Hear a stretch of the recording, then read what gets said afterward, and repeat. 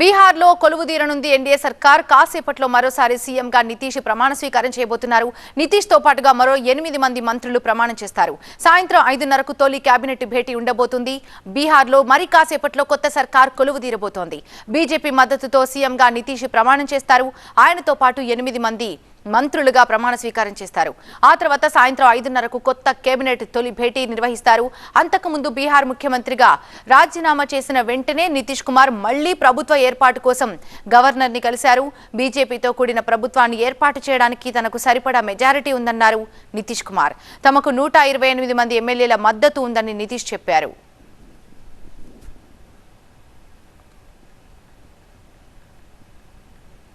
రాజ్భవన్లో నితీష్ కుమార్ మళ్లీ సీఎంగా ప్రమాణం చేస్తారు. కొత్త ప్రభుత్వంలో బీజేపీకి 2 డిప్యూటీ సీఎం పదవులు దక్కాయి. బీజేపీ బీహార్ రాష్ట్ర అధ్యక్షుడు సమ్రాట్ చౌధరి, బీహార్ విపక్ష నేత విజయ్ సిన్హా డిప్యూటీ సీఎంలుగా ప్రమాణం చేస్తారు. ఇవాళకైతే నితీష్ తో పాటు ఈ ఇద్దరి ప్రమాణం మాత్రమే ఉంటుందని చెప్తున్నారు.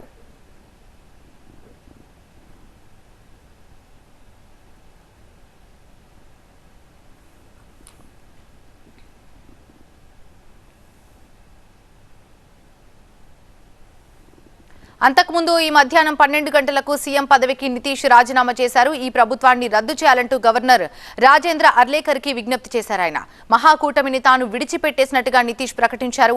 ఇక ప్రభుత్వ కథ ఇక ముగిసిందని చెప్పారు ఆయన. आज हमने मुख्यमंत्री से इस्तीफा दे दिया और जो सरकार थी उसको भी समाप्त करने का हमने आज गवर्नर साहब को दे दिया। आज हमने इस्तीफा दे दिया। अब ये जो भी सरकार थी वो समाप्त कर दिया गया। आज हम लोगों ने दे दिया, अलग हो गए। अब आज अन्य पार्टियां एक साथ होकर के जो पहले थी वो अगर आज ही अगर तय करेगी तो आज उसके बारे में फैसला होगा। तो आप जानिएगा, अभी वेट करिए। भाई हमने बता दिया कि हमको लगा, हम बीच में तो कुछ नहीं बोल रहे थे। आप याद करिए ना कि बीच में बहुत कुछ कहना चाह रहे थे, नहीं कुछ बोल रहे थे। हम कुछ नहीं बोल रहे थे, चारों तरफ की बात थी, हमने छोड़ दिया। आज हम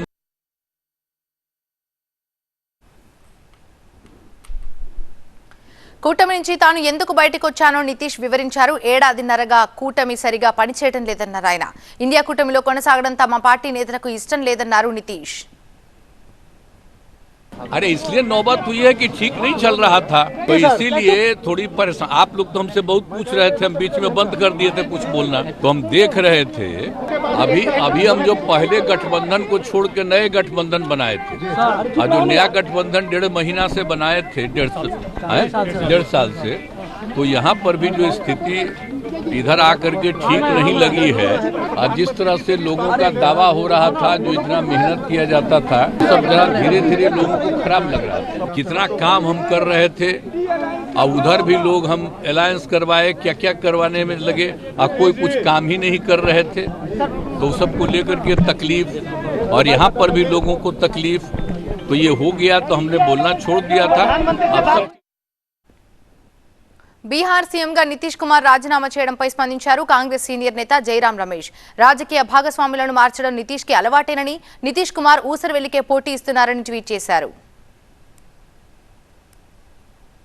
कुमार जी ने इस्तीफा दिया है, उसमें कोई आश्चर्य की बात नहीं है, पर वो बार बार अपना राजनीतिक रंग बदलते रहते हैं और राजनीतिक रंग बदलने में वो गिरगिटों का अच्छा मुकाबला देते हैं, वो कड़ी टक्कर देते हैं गिरगिटों का।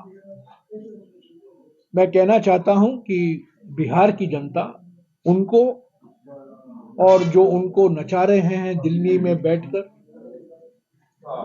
उनको भी सही जवाब देगी।